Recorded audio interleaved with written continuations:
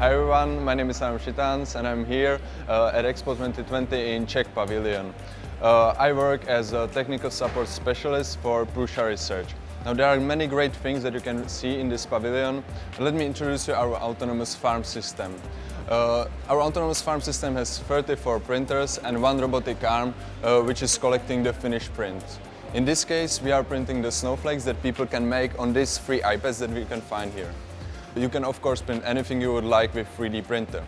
3D printer uses what's called additive manufacturing, which means that every object is created line by line while it's rising. It's longer process. One snowflake in here takes between 3 and 5 hours depending on how complex the snowflake is.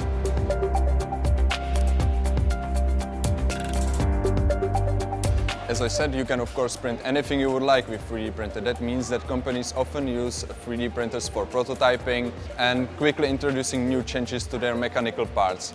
Of course, it's not the only use.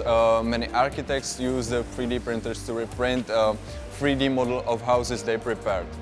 We, for example, in Printer Research print 3D printers, or let's say 3D printed parts for the printers. Visitors can prepare the snowflake using the iPad here. They just press let's begin. Now there are about 7 or 6 general shapes that the visitor can later adjust using these 2 sliders.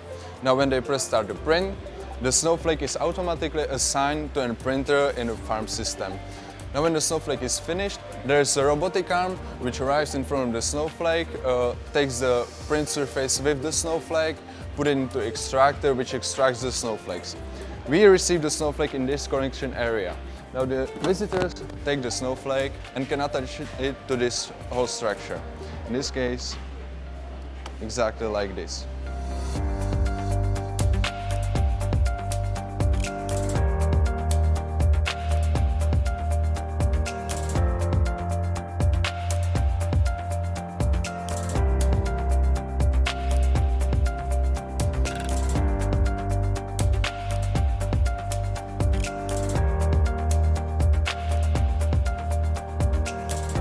Now we are making approximately 90 snowflakes per day and we are harvesting approximately 4 snowflakes in an hour.